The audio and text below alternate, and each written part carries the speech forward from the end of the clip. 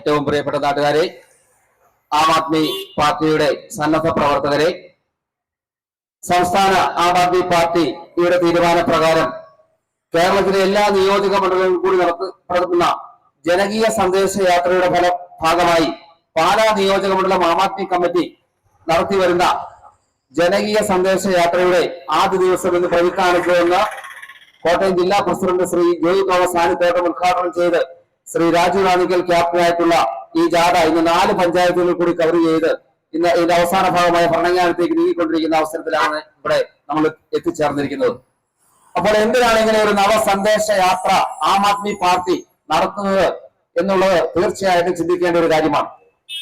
ഇന്നുള്ള അമ്മൂമ്മ പാർട്ടികളെക്കാളും ഒക്കെ വ്യത്യസ്തമായിട്ട് പ്രവർത്തിക്കുകയും ചിന്തിക്കുകയും ചെയ്യുന്ന ഒരു പാർട്ടിയാണ് ആം ആദ്മി പാർട്ടി. നിങ്ങൾക്കറിയാം, ഏതാണ്ട് 2012 നവംബർ 26 സ്ഥാപിതമായ ഈ പാർട്ടി ഇന്ന് ഇന്ത്യയിലെ 3ാമത്തെ ദേശീയ പാർട്ടിയായി, കോൺഗ്രസും BJPയും കഴിഞ്ഞ് ഉള്ള 3ാമത്തെ ദേശീയ പാർട്ടിയായി മാറിയിരിക്കുന്ന ഒരു പാർട്ടിയാണ്. ഇന്ത്യയിലെ ഏറ്റവും പ്രധാനപ്പെട്ട 2 സ്റ്റേറ്റുകളായ ന്യൂഡൽഹിയിലും അതുപോലെ തന്നെ പഞ്ചാബിലും ഇന്ന് ആം ആദ്മി പാർട്ടിയുടെ സർക്കാരാണ് അവിടെ ഭരിക്കുന്നത്.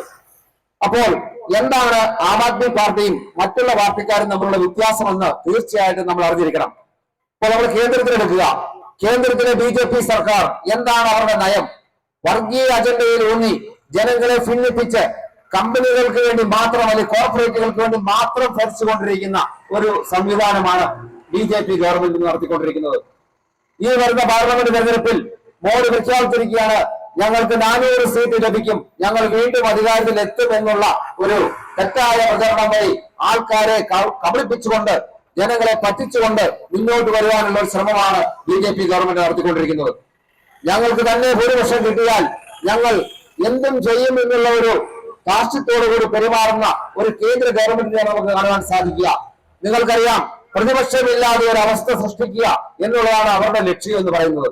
പ്രതിപക്ഷമല്ലെങ്കിൽ എന്ത് സംഭവിക്കും? നമ്മൾ ആലോചിക്കുക. ആരും ചോദ്യം ചെയ്യാനില്ലെങ്കിൽ എന്തും സംഭവിക്കാം. നിങ്ങൾ ഈയിടക്കുന്ന റഷ്യയില് അവിടെ പുട്ടിന്റെ എതിരാളിയായ ആ ഒരു മനുഷ്യനെ ജയിലിലിട്ട് കൊന്നു, ആരും ചോദിച്ചില്ല. എങ്ങനെയാണ് കൊന്നത്? അദ്ദേഹം രോഗം പിടിവിട്ടാണ് മരിച്ചതെന്നാണ് അവർ പറയുന്നത്, റഷ്യയിലെ ഭരണവിഭാഗം പറയുന്നു. നമുക്കൊന്നും ചെയ്യാൻ സാധിക്കാത്തൊരവസ്ഥ. ചൈനയിലെ അവസ്ഥ നോക്കുക, അവിടെ ജനങ്ങൾക്ക് ഒരു സ്വാതന്ത്ര്യമില്ല, അഭിപ്രായ സ്വാതന്ത്ര്യമില്ല, മാധ്യമ സ്വാതന്ത്ര്യമില്ല, ഒന്നിനും സ്വാതന്ത്ര്യമില്ലാത്തൊരവസ്ഥ. ആ ഒരു അവസ്ഥ ഇന്ത്യയിലേക്ക് കൊണ്ടുവരുവാനുള്ള ഒരു ഗൂഢശ്രമമാണ് ഇവിടുത്തെ ഭരണകൂടം ചെയ്യുന്നത്. തീർച്ചയായിട്ടും അവരെ എതിർക്കുവാനുള്ള ഉത്തരവാദിത്വം ഇന്ത്യയിലെ മറ്റുള്ള എല്ലാ പ്രതിപക്ഷ രാഷ്ട്രീയ പാർട്ടിക്കാർക്കുമുണ്ട്. അതിന്റെ അടിസ്ഥാനത്തിലാണ് അവർ ഇന്ത്യ അലയൻസ് എന്ന രീതിയിൽ BJPയെ എങ്ങനെയാലും തറവറ്റിക്കുക എന്നൊരു ഉദ്ദേശത്തോടുകൂടി ഒരു പ്രതിപക്ഷ മുന്നണി രൂപപ്പെടുത്തിയിരിക്കുക. തീർച്ചയായിട്ടും ആം ആദ്മി പാർട്ടി, നിങ്ങൾക്കറിയാം, അരവിന്ദ് കെജ്രിവാൾ അദ്ദേഹം ഒരു കുറിയൊരു മനുഷ്യനാണ്. പക്ഷേ അദ്ദേഹത്തിന്റെ ശരീരത്തിന്റെ ആ ഒരു ചെറുപ്പം മാത്രമേ ഉള്ളൂ. ഭൗതികമായിട്ട് IIT ഖരഗ്പൂരിൽ എഞ്ചിനീയറിംഗ് പാസ്സായിട്ട് ഇന്ത്യയിൽ സിവിൽ സർവീസിൽ റവന്യൂ IRS പാസ്സായി സെയിൽസ് ടാക്സ് ഇൻകം ടാക്സില് ഉദ്യോഗസ്ഥനായ ഒരു വ്യക്തി, അദ്ദേഹം VRS എടുത്ത് ജോലി വേണ്ടെന്ന് വെച്ച് രാജ്യത്തിന് വേണ്ടി തന്റെ ജീവിതം മാറ്റിവെച്ച ഒരു മനുഷ്യനാണ് അരവിന്ദ് കെജ്രിവാൾ. ആ അരവിന്ദ് കെജ്രിവാളിന്റെ ആ ഒരു പാത പിന്തുടർന്നുകൊണ്ട് അദ്ദേഹം അവിടെ എന്തൊക്കെയാ ചെയ്യുന്നത് നിങ്ങൾ ആലോചിച്ച് നോക്കുക.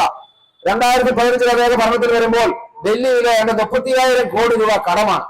ഈ കഴിഞ്ഞ ദിവസം ഡൽഹി ഗവൺമെന്റിലെ 2024 ബഡ്ജറ്റ് പാസ്സാക്കിയപ്പോൾ അവിടെ വായിച്ചത് 14,500 കോടി രൂപയുടെ മിച്ച ബഡ്ജറ്റ് ആ സർക്കാർ നേടിയെടുത്തിരിക്കുകയാണ്. അപ്പോൾ ഈ മിച്ച ബഡ്ജറ്റ് എടുത്തപ്പോൾ അവർ നോക്കുക, ജനങ്ങൾക്ക് എന്തൊക്കെ സേവനങ്ങളാണ് കൊടുക്കുക.